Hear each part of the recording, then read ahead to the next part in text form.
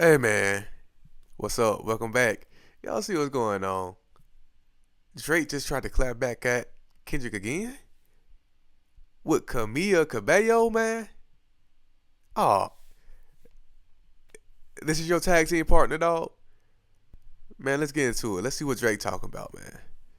Now, after Drake just released two new songs in the form of features on Camilla Cabello's new album, CXOXO, I think it's safe to say that the cycle is now complete. And after an array of weird songs that displayed to us that Drake is having an identity crisis, he finally found some sort of footing to stand on musically at the moment, but this is no longer by being one of the most overly confident rappers that we have ever seen, like before the Kendrick beef, but it's now by just being a full-on pop star. And after Kendrick Lamar clearly laid out that he liked Hey, he should have did that from the beginning. You a pop star, dog. Go be a pop star. Stop trying to be a rapper, bro. Nuh-uh. Drake with the melodies and not when he acts Act tough on Euphoria. If the embarrassing moments of Wagwan Delilah and You My Everything were not damaging enough in terms of cementing Drake's defeat and just showing the world how quickly the wrath of Kendrick Lamar can make somebody go from being as cocky to as lost as ever, this moment will cement everything, because between the way that Drake has come back outside in preparation for these new tracks, to ultimately how they will end up being his biggest moments in this post-beef era of his career and solidify his reputation in this current moment. All in all, in a time where Kendrick Lamar is having another victory lap off the momentum of his pop-out concert and Not Like Us video shoot. This moment for Drake, while despite making more noise for him than anything else has, it's not necessarily helping his case. Now, before we can get into these new tracks from Drake and what they are doing on impact, we need to quickly look at how Drake has responded to Kendrick Lamar's pop-out concert, which did immortalize that Kendrick is the clear winner of this beef as the entire rap game celebrated. Hey, that was a victory lap for real. Like, that really solidified it. Like, that was the moment that really solidified, like, Kendrick, he won. Yeah, you feel me? Like few other rappers ever have been while they can still smell their flowers. And when it comes to how Drake has responded, it's clear that this massive moment struck a nerve with him, because from the cryptic story posts that have been trying to create some sort of buzz around his name despite the barrage of rappers we just found out absolutely despise him, it's clear that with weird story post after weird story. That's crazy because nobody came out to defend Drake. Nobody. No one of the people that he's made, none of his artists that he signed, nobody really defending this man. Yeah, come on, man. Drake has been trying to get any sort of point on the board that he can through any means possible right now, and even further than just some of the cringy selfies and random pictures that are hinting at something. What really turned a lot of eyes was when Drake voted on a poll this week about which diss tracks were the best during the feud. Lame ass nigga. Lame ass nigga, man. Him and Kendrick, and according to the user's poll, who is called the Good Rap Page, which shout out to him, Drake voted for Not Like Us, but beyond Drake actually admitting defeat on an Instagram poll. At the end of the day, what matters most and what will be judged the most importantly is what goes on behind the microphone. So with these two new songs, after a period where Kendrick Lamar just united what feels like the entire genre behind him and everything he has stood for this year in hip-hop, how does Drake respond? Does he show that despite what feels like a genre and reputation that is collapsing more and more with every single moment, that he is still not going to go down without a fight?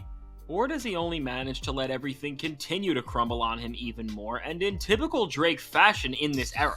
You probably guessed it, he is only further destroying his credibility within the hip-hop space, because this song is just proving that everything Kendrick Lamar did against him worked, and he really got Drake to step out of the hip-hop space as a whole for the time being. And now, if Drake maybe came with a melodically driven hit song that was as infectious as something like One Dance, maybe the conversation could start to shift, and Drake could really set the precedent that despite getting a loss handed to him, he can still release undeniable hits that you cannot deny their greatness. Both of these tracks fall short of any.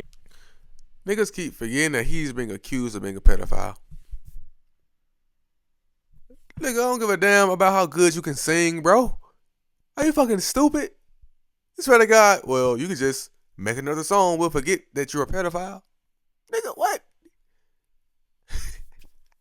This shit killed me, bro. And Drake, he's not even that fucking talented.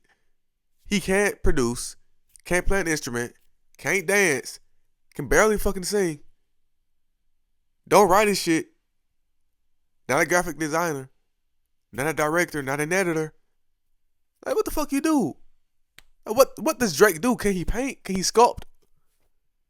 Is he a fashion designer, a stylist? Like, this nigga is, what can he do besides act? That's it. Deceive, lie.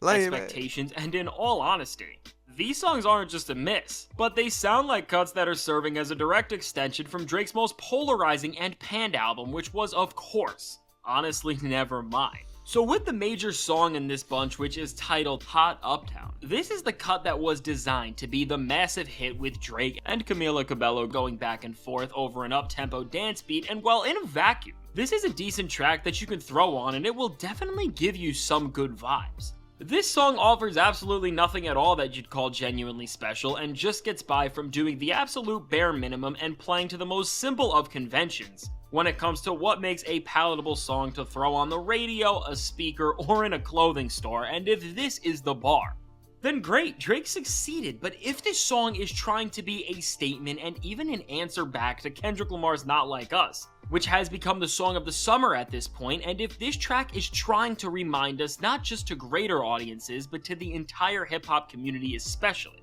that Drake really is this undeniable force that should be in the conversation with somebody like Kendrick at all. Unless we determine greatness by whose music would play the best at Target, this song fails on all fronts, and with the other cut ugly, this is nothing but an interlude from Drake, which just features his whining singing, which has him talking about the same old tired topics about how he loves a girl, she doesn't love him back, and that it is making this almost 40-year-old man sad that he can't find something within these superficial. And that's what I'm talking about, bro. Every single time he talk about a girl, it's weird now. Because you know for a fact, it's not somebody his age. And I don't even mean like somebody that's, like, he's not even getting, like, he's almost 40. He's not getting 32-year-olds. He's not getting 28. He's getting right out of fucking high school, bro. Like, bro, you two, that's weird, bro. I'm 25 years old. And I'm not talking to a kid straight out of fucking high school. That shit's weird. And I'm 25 years old. How the fuck can you be 40 years old almost? And niggas still defend that shit.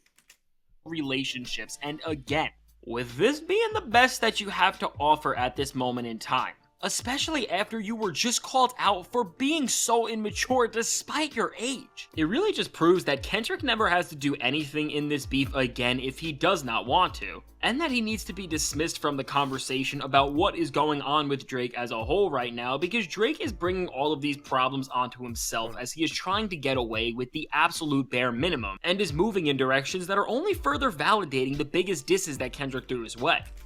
You feel me? Kendrick, he just really just made it obvious. So now Drake is just exposing himself. So it's kind of like Kendrick has pulled back the cloak, right? So now we can easily see Drake. And Drake doesn't know that we can easily see him. So he's still doing the exact same shit. And we have the formula. We have the playbook. It's like, bro, we know what plays you're going to do. And he doesn't know how to maneuver. Yeah, this shit over with, man. Looking at it from this angle, in all honesty, it's a perfect fit that Drake decided to drop off not one but two features on this very album, because just like Camilla Cabello, Drake is an artist who is trying to desperately search for an identity. And then you did it with Camilla Cabello. Racist ass, lame ass hoe. Weird ass shit, man. Fuck it. At the moment, and both are just failing to capture any of the magic that their older music had to their respective audiences as they step further and further away from what made them special in the first place. And now, while this is only further dampering Drake's abysmal musical batting average this year with a few songs that just sound like a step up from the just laughable majority of cuts on Honestly Nevermind, the timing of a song coming out like this right now is horrible, and the optics of it all is just terrible, because after Kendrick Lamar showed off that he is the sheer embodiment of hip-hop as he brought unification into the genre like few other rappers ever had, Drake is running away from rap as a whole and is now just hopping on generic trends with pop artists? I mean, when we look at all of this in conjunction, with each passing week, moments like these are only making Kendrick's words age better and better, and are really turning a song like Euphoria into this immortal piece of music that, beyond being one one of the best rapping displays the genre has seen in a very long time, served as this breakdown of Drake that's only seeming to foreshadow more and more of his failures in ways that we have never seen before. Now, what I honestly think is most interesting about this entire song is what it represents for the direction Drake is going to be going in for the rest of this summer. Thing is, I ain't even heard the motherfucking song yet. I don't even want to hear it either. I just know it's some generic pop shit. So it ain't nothing new. I ain't missing out. The way he has been moving online, to the way it's so clear that he's still trying to fight back with Kendrick in his own sad ways. I think it's inevitable that he will only release more new music from here, but I think these songs are proof that at least Drake is gonna be staying away from rap for some time, and with everything he has been leaning into, I'm gonna make a prediction that we are gonna end up getting another project like Drake's Honestly Nevermind, and maybe even a full-fledged sequel, which his entire purpose will be to shift the entire narrative around him in this moment and give people those summer vibes that may help them forget about how scathing Not Like Us is. But if this project is anything like these songs, I don't think this, or really any project from Drake, will do anything right now to help him, and while if he was smart, he would have just went into hiding. It's clear that this spiraling individual who cannot stay out of the limelight because his whole worth seems to be based off optics and the impressions of others will only continue to risk. His ego is too fucking big, man. He's too goddamn arrogant. He can't. And he's not musically talented enough to actually overcome these accusations, bro, at all. His reputation more and more instead of taking time to do the one thing that may just help him out in the long run, sitting down and reflecting. So let me know, what do you think of the never-ending downfall of Drake, and how do you think they compare to everything he's been up to, and do you think they help him any bit? I can't wait to hear what you have to say, and if you want to see how Kendrick Lamar just saved West Coast hip-hop, check out the suggested video. Hey, man. Shout out to Fantastic Hip Hop, man. They've been going crazy, especially throughout this Drake and Kendrick beef, so go check them out. I know for a fact I probably linked them in the description. We'll see you on the next video, man.